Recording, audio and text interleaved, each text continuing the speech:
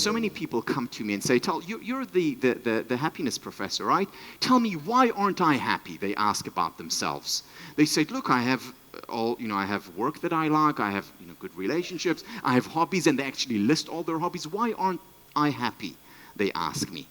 And I say, you're not happy for the exact same reason that you wouldn't be happy listening to Whitney Houston and Beethoven simultaneously. There can be too much of a good thing, and we need to simplify our values, simplify our activities. Less can be more. This also applies at work, of course. Now, it's not possible to eliminate multitasking, nor is it desirable. The thing, though, is, the question to ask is, how can we reduce it, even slightly? You see, there was research actually done in London, University of London, about doing work or doing a few things at work simultaneously.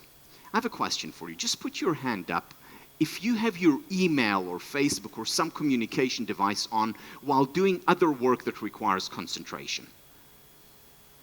Okay, I see a few people have 2 hands up. All right, thank you. Now, it's over 90% in our generation. In the next generation, it's 110% who have their email on while doing other work that requires concentration. I used to do that too, until I found out about this research in London. What they found was that people who have their email on while doing other work, it is the equivalent of losing 10 IQ points.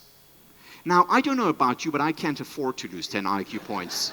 It's a lot. Just to give you a sense of how much it is, so if you lose a whole night's sleep, so if you've been awake for 36 hours, you lose 10 IQ points on a test. Now, if you go back to sleep and you recover, of course, you get it back. But at that point, 10 IQ points less. Let me give you another point of comparison.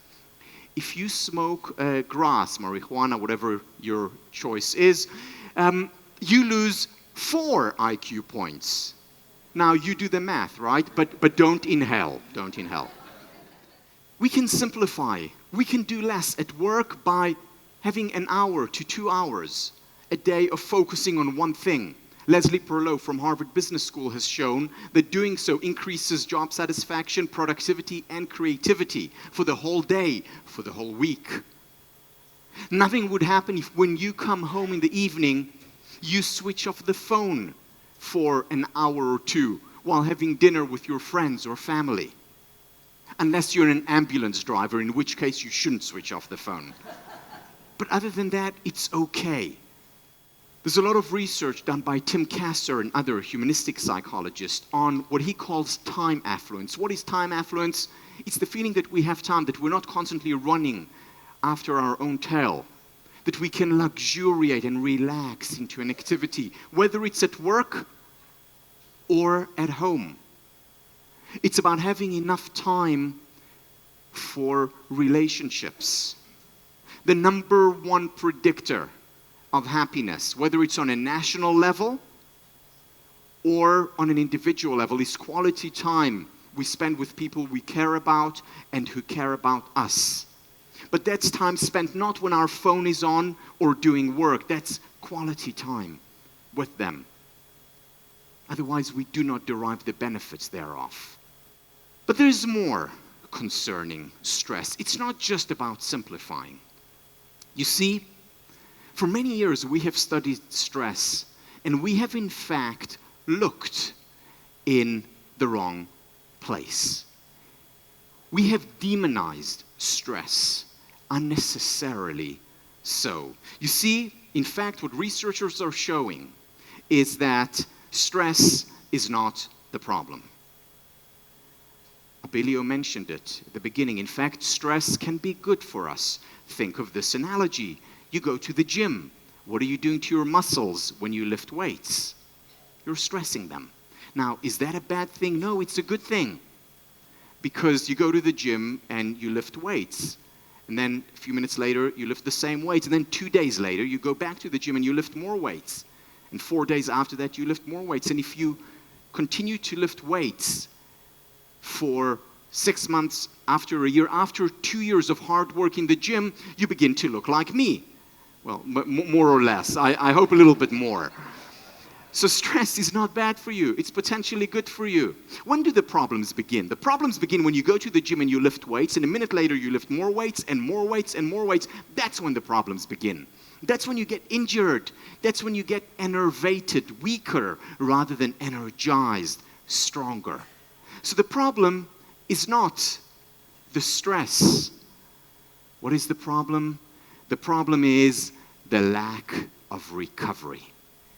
And what healthy and happy people do,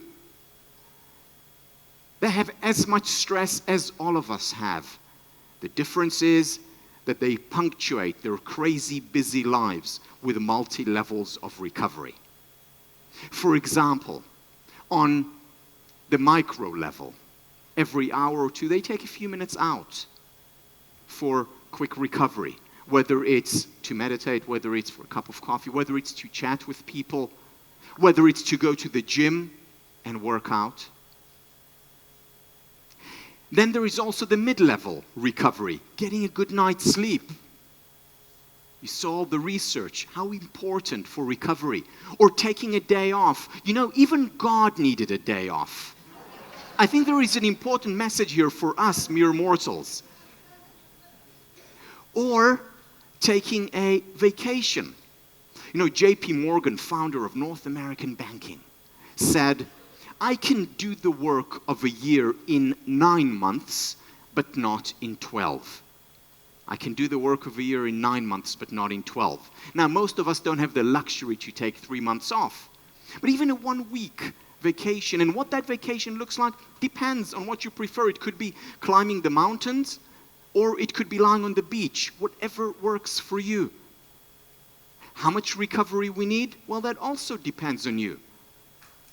My mentor, Professor Alan Langer, whom you will hear from tomorrow, says, well, how much recovery we need or how much sleep we need depends.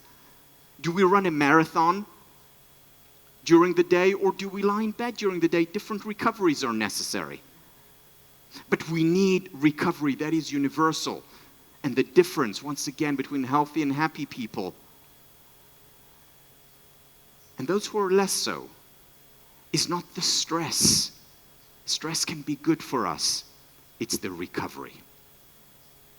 And I want to end with research that was done by one of Professor Alan Langer's students, Elia Crum, on stress. What Elia Crum did was go to very stressful New York bankers. And what she did was divide them randomly into 2 groups. The first group was business as usual. How do they see stress? How do most people see stress? As something which is problematic, as something which is destructive, which is harmful. Business as usual for them. The second group, she gave them a very brief lecture, similar to the one I just delivered, about how that actually stress can be good for you. How stress can actually make you stronger, more resilient, psychologically as well as physically.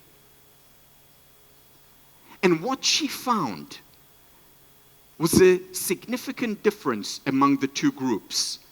The one group that was told that stress is enhancing, potentially good for you, versus the one that thought, like most people in the world think, that stress is bad for you.